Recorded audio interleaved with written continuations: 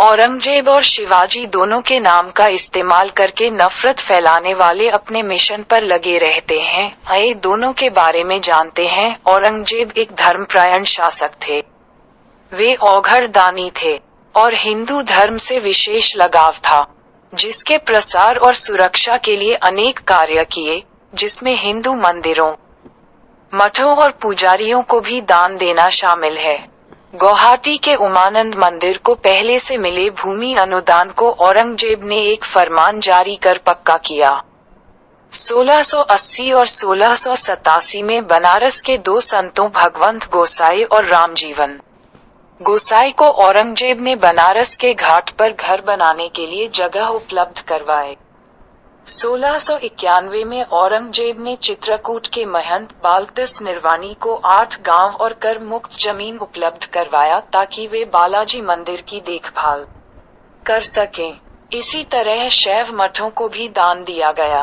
बोधगया स्थित शैव मठ, जिसकी स्थापना 16वीं सदी में हुई थी, उसे भी मस्तीपुर और तारीडीह की जमीन अनुदान में औरंगजेब के समय में मिली। औरंगजेब जैन धर्म मतावलंबियों का भी विशेष ख्याल रखते थे, इसलिए जैन तीर्थस्थलों को भी जमीन अनुदान में दिया।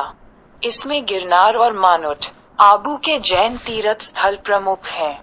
उनकी नीति मंदिर, मठों और दान करने के तुष्टीकरण तक सीमित नहीं थी। सल्तनत काल में जहां हिंदुओं को सरकारी नौकरी नहीं मिलती थी, वहीं औरंगजेब के दौर में इनकी संख्या बढ़ती गई। सत्ता हासिल करने के बाद सम्राट औरंगजेब ने एक हिंदू राजा रघुनाथ को वित्त मंत्री किया। राजा रघुनाथ शाहजहां के कार्यकाल में भी वित्त मंत्री थे। राजा रघुनाथ हालांकि कुछ साल ही औरंगजेब के साथ रहे और उनकी मौत हो गई, लेकिन औरंगजेब रघुनाथ का अंत तक कायल रहे। रघुनाथ के काम से औरंगजेब इतना खुश थे कि उन्हें राजा की उपाधि दी और मनसब का रैंक बढ़ाकर 2500 किया। फ्रेंच यात्री बनिया ने औरंगजेब के दरबार में राजा रघुनाथ के एक रुतबे का उल्लेख किया है। 1679 से 1707 के बीच औरंगजेब के कार्यकाल में मुगल प्रशासन में हिंदू अधिकारियों की संख्या 50% तक पहुंच गई। औरंगजेब के अंतिम वर्षों में उसके दरबार में हिंदू कुलीनों, नोबल्स की संख्या 31% तक पहुंच गई थी, जो अकबर के समय में 22% के करीब थी। हिंदुओं से औरंगजेब की मोहब्बत का ये दरअसल ये पुराना रिश्ता था। हुआ ये था कि जब शाहजहां के कार्यकाल में मुगल गद्दी को कब्जाने के लिए उसके पुत्रों के बीच उत्तराधिकार की लड़ाई हुई, तब औरंगजेब के पक्ष में 21 हिंदू कुलीन, नोबल्स थे। दारा शिकोह के पक्ष में 24 हिंदू कुलीन थे, परंतु ज्यादातर अफगान और तुर्की सरदार दारा शिकोह के साथ थे। उत्तराधिकार की लड़ाई में औरंगजेब को मुसलमान सरदारों की तुलना में हिंदू कुलीनों का से अधिक प्यार और समर्थन मिला, जिसे वे उम्र भर नहीं भूले। अतएव जीवन भर उनका ख्याल रखा। शिवाजी के पितामह मालवजी असल में अहमदनगर के निजाम के सिपहसालार थे। जीवन भर निजाम के वफादार रहे, कई लड़ाइयां जीती। मालवजी एक पीर बाबा के बड़े भक्त थे। उन बाबाजी का नाम था शाह शरीफ।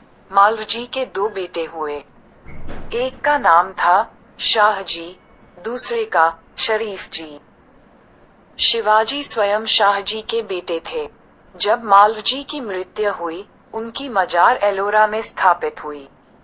हालांकि इसके इस्लामी स्थापत्य को इग्नोर करें तो इसे समाधि कहने में हर्ज नहीं है। इस विषय पर द प्रिंट ने एक लेख हाल में लिखा था। शाहजी खुद भी अहमदनगर और हैदराबाद के निजामों की सेवा में रहे। ये इस्लामिस्ट राज थे, जैसा नाम से जाहिर है। शिवाजी खुद एक सूफी पीर के भक्त थे, जिनका नाम याकूत बाबा हुआ करता था। पर बात केवल इतनी नहीं थी।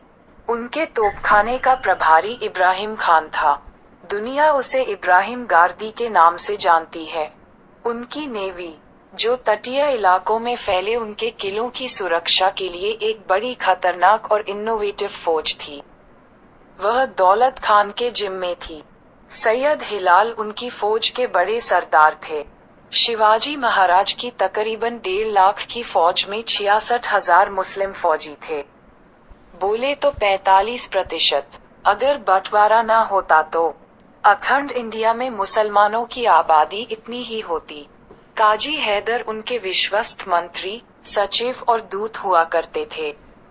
मदारी मेहतर उनका निजी सेवक था, तो सैयद इब्राहिम उनका खास बॉडीगार्ड। असल में इब्राहिम ही वो शख्स था जिसने अफजल खान से मिलने के वक्त उन्हें बघनखा छुपाकर ले जाने की सलाह की थी। जाहिर है, उसकी सलाह मानकर ही शिवाजी छत्रपति होने के लिए जीवित रह सके। शिवाजी मेरे हीरो हैं। आज के हिसाब से देखें तो वे शायद ओबीसी कहलाते, मगर जिस उच्च आदर्श का पालन अगली कथा से पता चलता है, मेरी निगाह में उनकी शख्सियत किसी भी ब्राह्मण, क्षत्रिय या अन्य तथाकथित उच्चवर्णीय से बहुत ऊंची है। एक युद्ध के बाद उनका सरदार कुछ मुस्लिम लड़कियों को लेकर आया। एक तो बेहद ही खूबसूरत थी। सोचा था सरदार शाबाशी देगा, मगर ये शिवाजी थे।